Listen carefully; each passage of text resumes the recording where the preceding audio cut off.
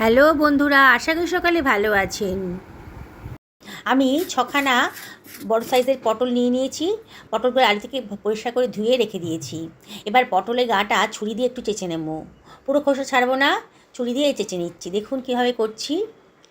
খোসাগুলো চাচা হয়ে যাওয়ার পর আমি পটলের মাথার দিকটা আর পেছনের দিকটা কেটে বাদ দিয়ে দিলাম। এবার পটলটাকে আমি মাঝখান দিয়ে কেটে নিচ্ছি। সমস্ত পটলগুলোকেই আমি এইভাবে কেটে নেব। বন্ধুরা, রেসিপিটা বানানো কিন্তু একেবারেই সোজা, আর খেতে কিন্তু দারুণ সুস্বাদু। আমি পটলের ভেতরের অংশটা চামচ দিয়ে কেটে বাদ দিয়ে দিচ্ছি। দেখুন কীভাবে করছি। এবারে একটা খোলের মতো তৈরি করে ফেললাম, ঠিক নৌকার মতন মনে হচ্ছে, তাই না? এইভাবে ভেতরের সমস্ত বীজ আর দানাগুলো ভেতর থেকে আমি বার করে নিচ্ছি চামচের সাহায্যে। এটা দিয়েও নানা রকমের রেসিপি হয়, তবে আজকে আমি এটা দিয়ে করব না। আজকে ভেতরে পুরটা দেব অন্য জিনিস দিয়ে। সমস্ত পটল থেকে ভেতরের অংশটা আমি বাদ দিয়ে নিচ্ছি। এইবারে এর ভেতরে আমি দিয়ে দিচ্ছি 1/4 টেবিল চামচ মতন লবণ, আর দিয়ে দেবো 1/4 টেবিল চামচ মতো হলুদের গুঁড়ো, আর দিয়ে দেবো 1/4 টেবিল চামচ মতো লঙ্কার গুঁড়ো দিয়ে সব কিছু ভালো করে মাখিয়ে নিচ্ছি পটলটার গায়ে। প্রতিটা পটলের টুকরোকে ভালো করে মশলার সাথে মিশিয়ে নিতে হবে, তাহলে কিন্তু দারুণ সুন্দর টেস্টি হবে। দেখুন আমি কীভাবে করছি। পটলের নানা রেসিপি তো আপনারা খেয়েছেন, এটা বোধহয় আপনাদের কাছে একেবারেই অজানা। দারুণ সুস্বাদু। এটা স্ন্যাক্স হিসেবেও খেতে পারেন, আবার গরম ভাতে ডালের সাথেও খেতে পারেন, কিংবা শুধু এটা গরম ভাতের সাথেও খেতে পারেন তেল দিয়ে মেখে। একটা বড় সাইজের পেঁয়াজ নিয়ে নিয়েছি। পেঁয়াজের খোসাটা আমি কেটে বাদ দিয়ে দিচ্ছি। এবার পেঁয়াজটাকে আমি অর্ধেক করে কেটে নিচ্ছি, ওপরে সাদা অংশটা কেটে বাদ দিয়ে দিলাম। এবার পেঁয়াজটাকে আমি কুচি কুচি করে কেটে নিচ্ছি। আমি ছখানা পটলে করছি, তাহলে একখানা পেঁয়াজই যথেষ্ট। আপনারা যদি পটলের পরিমাণটা বাড়ানো কমানো করেন, তাহলে পেঁয়াজের পরিমাণটাও বাড়ানো কমানো করবেন। কতগুলো কাঁচা লঙ্কা নিয়ে নিয়েছি, আগে থেকে ধুয়ে পরিষ্কার করে নিয়েছিলাম। কাঁচা লঙ্কাগুলোকে কুচি কুচি করে কেটে রেখেছি। এখানে আমি প্রায় 200 গ্রাম মতন চিংড়ি মাছ নিয়ে নিয়েছি, খোসা ছাড়িয়ে তারপরে এটাকে পরিষ্কার করে ধুয়ে রেখেছিলাম। এবার চিংড়ি মাছটাকে আমি কুচি কুচি করে কেটে নিচ্ছি। আপনাদের কাছে যদি কুচু চিংড়ি থাকে তাহলে আর কাটার দরকার নেই, আর যদি একটু বড় সাইজের চিংড়ি মাছ থাকে তাহলে এভাবে কেটে নেবেন। দেখুন আমার চিংড়ি মাছটা কাটা হয়ে গেছে। একটা ফ্রাই প্যান গরম করতে দিয়ে দিয়েছি গ্যাস ওভেনে। এখানে 2 টেবিল চামচ মতো তেল দিয়ে দিলাম। তেলটাকে একটু গরম হতে দেব। তেলটা গরম হয়ে গেছে, যা কোণের ভেতরে দিয়ে দিচ্ছি 1/2 চামচ মতো গোটা জিরে। জিরেটাকে একটু ফ্রাই করে নেব। এবার দিয়ে দিচ্ছি কেটে রাখা পেঁয়াজ কুচিটা, দিয়ে সব কিছু ভালো করে মিশিয়ে নিয়েছি। গ্যাসের ফ্লেমটা কিন্তু হাইতেই রয়েছে, আর অনবরত কিন্তু নাড়তে হবে।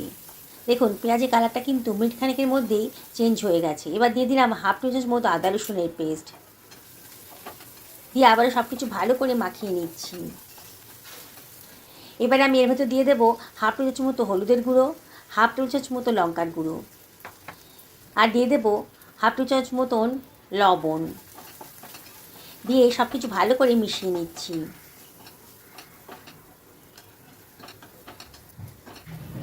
মিনিট খানেক নাড়াচাড়া করতে হবে। তারপরে দিয়ে দেব চিংড়ি মাছটা। চিংড়ি মাছটা দিয়ে আবারও সব কিছু ভালো করে মিশিয়ে নিচ্ছি। অনবরত কিন্তু নাড়তে হবে, নাহলে কিন্তু পোড়া লেগে যাবে। মিনিট 2 মিডিয়াম টু লো ফ্লেমে নাড়াচাড়া করার পর মশলার কালারটা কিন্তু চেঞ্জ হয়ে গেছে। এবার আমি দিয়ে দেবো 2খানা সেদ্ধ করা আলু, আগে থেকে সেদ্ধ করে রেখেছিলাম, একটু হাতে ডলে দিয়ে দিচ্ছি। আলুটা দিলে বাইন্ডিংসে কাজ হবে, আর পুরটাও একটু মোটা হবে। এবার এই সব কিছু ভালো করে মিশিয়ে নেব। গ্যাসের ফ্লেমটা মিডিয়াম টু হাইতে রেখেছি, আর সব কিছু ভালো করে মিশিয়ে নিচ্ছি। দেখুন বন্ধুরা, মশলাটার সাথে আলুটা কিন্তু ভালো করে মিশে গেছে।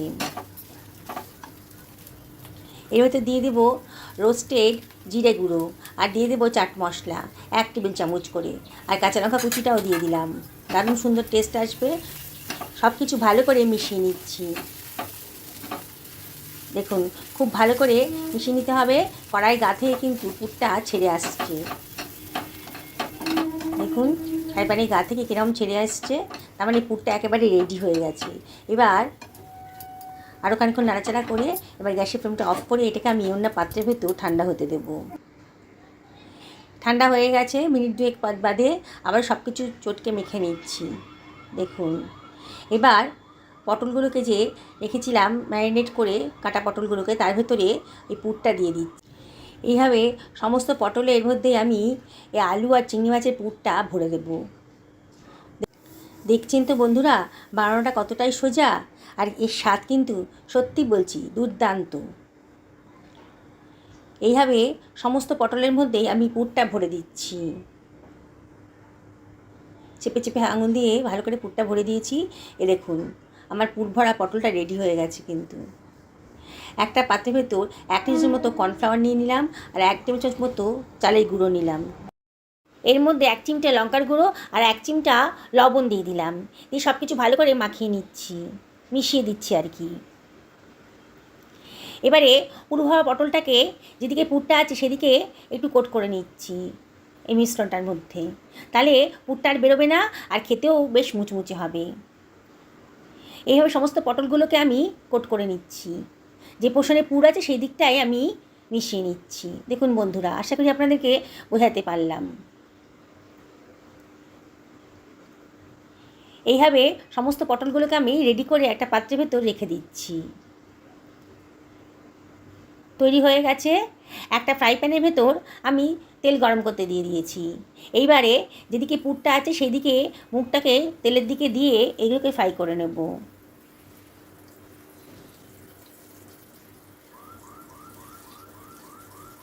একটা পাত্রে যতগুলো ধরবে ততগুলো দিয়ে দিলাম ফ্রাই প্যানটার ভেতর। খুব বেশি একসঙ্গে দিচ্ছি না, ব্যাচে ব্যাচে ভাজতে হবে। এবার চামচে করে ওপর থেকে একটু তেল ছিটিয়ে দিচ্ছি। মিনিট খানেক এইভাবে ফ্রাই করে নেব। তারপরে আস্তে করে এগুলোটাকে উল্টে দিচ্ছি। নিচের পোর্শনটা ওপরে পাঠিয়ে দিলাম। দেখুন সুন্দর একটা কালার কিন্তু চলে এসেছে। এইভাবে পটলটা আমি ভেজে নেব। বন্ধুরা রেসিপিটি যদি ভালো লাগে তাহলে লাইক শেয়ার কমেন্ট করতে কিন্তু ভুলবেন না। নতুন বন্ধুদেরকে রিকোয়েস্ট করবো আমার চ্যানেলটা সাবস্ক্রাইব করার জন্যে। পাশে থাকা বেল আইকনটা অবশ্যই ক্লিক করে দেবেন, তাহলে আমার রান্নার নোটিফিকেশানটা আপনারা চটজলদি পেয়ে যাবেন। দেখুন উল্টে পাল্টে আমি পটলগুলোকে ভেজে নিচ্ছি। গ্যাসের ফ্লেমটা কিন্তু মিডিয়াম টু হাইতেই রেখেছি। আপনারা নানান ধরনের রেসিপি তো খেয়েছেন পটলের, আজকে এই রেসিপিটা অবশ্যই বানিয়ে খান, দেখবেন একেবারে নতুন ধরনের। রোজ একঘেয়ে পটল খেতে খেতে তো বোর হয়ে গেছেন, একবার এভাবে বানিয়ে দেখুন। এবার তেলটা ঝরিয়ে আমি তুলে নিচ্ছি। পটলগুলো কিন্তু বেশ ভাজা হয়ে গেছে। এবার বাকি তেলটার মধ্যে বাকি যে পটলের পুর ভরা ছিল সেগুলো আমি ভেজে নিচ্ছি। পুরনো বন্ধুদেরকে অনেক ধন্যবাদ, আর সাপোর্টের জন্য এত দূর আসতে পেরেছি। তাও আপনাদের কাছে একটা রিকোয়েস্ট আছে, যদি রেসিপিটা ভালো লাগে তাহলে লাইক করবেন, শেয়ার করবেন আর অবশ্যই কমেন্ট করবেন। আপনাদের সুন্দর সুন্দর কমেন্ট আর লাইক পেলে পরে আমার ভিডিও করার উৎসাহটা কিন্তু অনেক গুণ বেড়ে যায়। তাই প্লিজ আমাকে সাপোর্ট করুন। দেখুন এইভাবে ভালো করে আমি পটলগুলোকে এপিট করে ভালো করে ভেজে নিয়েছি। এটা বিকেলে স্ন্যাক্সের হিসেবেও খেতে পারেন, আবার গরম গরম ভাতের সাথে ওটা মেখে খেতে পারেন তেল দিয়ে। একেবারে নতুন ধরনের রেসিপি। সবগুলো পটলই আমার ভাজা হয়ে গেল। দেখুন বন্ধুরা, কি দেখি বানাতে ইচ্ছে করছে তো? অবশ্যই তাহলে একদিন বানিয়ে ফেলুন, কোনো খরচই নেই কিন্তু। সামান্য খরচেই অসাধারণ টেস্টি একটা রেসিপি আজকে তৈরি হয়ে গেল। গরম ভাতের সাথে দুখানা পুরভরা পটল আর একটু তেল আর লঙ্কা দিলেই পরে কিন্তু খাওয়াটা দারুণভাবে জমে যাবে। একবার এইভাবে খেয়ে দেখুন আর আমাকে অবশ্যই কমেন্ট করে জানাবেন যে আপনাদের এই রেসিপিটা কেমন লাগলো। আশা করি ভীষণই ভালো লাগবে। একবার যদি খান না, বারবার করে এইভাবে বানিয়ে খাবেন। সত্যি বলছি বন্ধুরা, সত্যি অসাধারণ। একেবারে নতুন ধরনের নতুন স্বাদের একটা রেসিপি। দেখুন পটলটা কিন্তু খুব ভালো করে সেদ্ধ হয়ে গেছে, মানে ভাজা হয়ে গেছে, এখনও খুব গরম আছে। অবশ্যই একদিন বানিয়ে ফেলুন। সকলে ভালো থাকুন এই কামনা করি আজকে ভিডিওটা এখানে শেষ করলাম। নমস্কার নেবেন।